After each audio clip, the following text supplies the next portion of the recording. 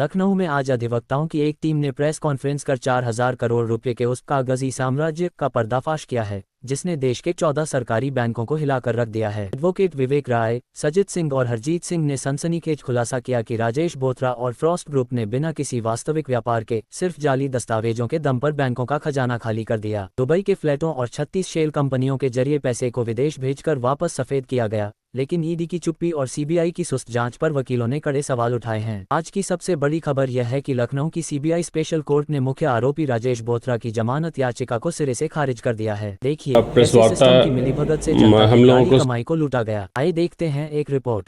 Press वार्ता हम लोगों को संज्ञान में आया था कि बैंकों से लोन लेकर के पब्लिक मनी का मिसयूज़ किया जा रहा था। जब हम लोगों को इस बारे में जानकारी मिली तो हम लोगों ने इस मामले का रिप्रेजेंटेशंस सभी कॉम्पिटेंट अथॉरिटीज़ को लिखा।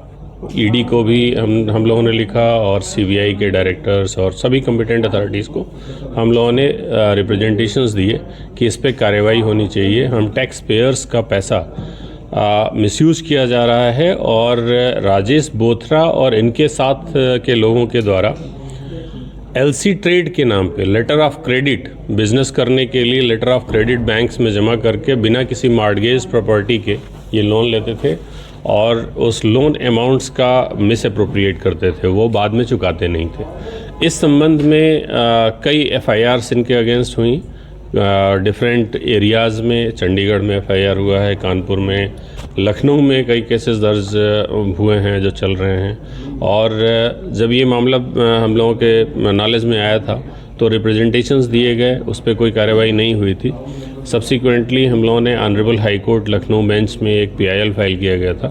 एक तानिया वाली एडवोकेट हैं, सोशल वर्कर हैं, पब्लिक स्पिरिटेड काम करती हैं, उनके तरफ से एक पीआईएल फाइल किया गया था जिसमें मेरे बड़े भाई सजीत सिंह जी आर्ग्यू किए थे, मैं ब्रीफ कर रहा था। और उस मामले में ऑनरेबल हाई कोर्ट ने कॉग्निजेंस लेते हुए सीबीआई को डायरेक्ट किया कि जो चार्जशीट्स ऑलरेडी फाइल हो चुकी हैं राजेश बोथरा की इन मिस अप्रोप्रिएशन ऑफ फंड्स के रिस्पेक्ट में, उसमें कार्रवाई क्यों नहीं आगे बढ़ रही है। इस पे सीरियस नोट लेते हुए ऑनरेबल हाई कोर्ट के द्वारा सीबीआई को डायरेक्ट किया गया था कि अक्यूज्ड को प्रोड्यूस कराया जाए वहाँ पे और in accordance with law trial proceed हो। राजेश बोथरा की जमानत तो खारिज हुई है, आपके लिए बड़ी कानूनी सफलता मानी जा रही है। इसमें मनी लॉन्ड्रिंग और भारी वित्तीय लेन भी शामिल है कि इसके बाद भी ईडी की कोई ठोस कदम नहीं उठाया।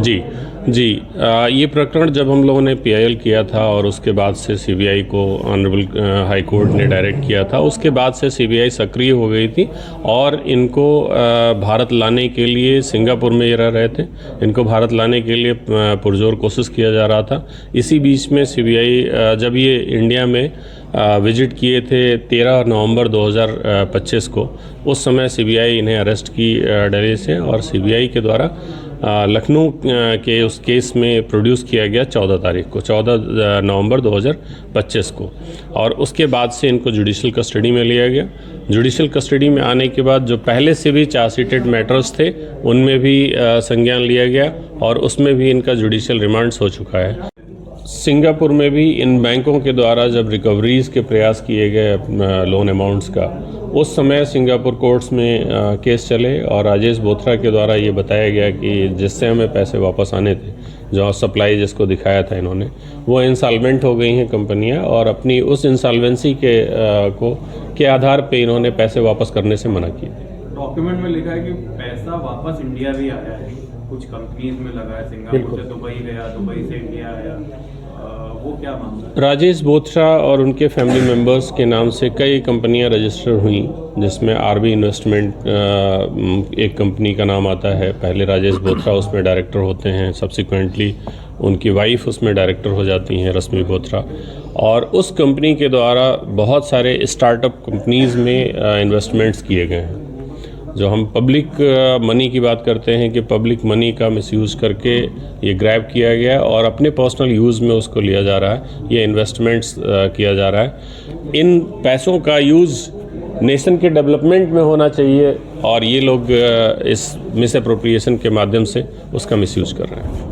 ठीक है, रजिस्टर्ड ऑफिस है, वो एक बंद दुकान बताई जा रही है। इसके बावजूद उनको लोन सैंक्शन हो गया, ये कैसा हो गया?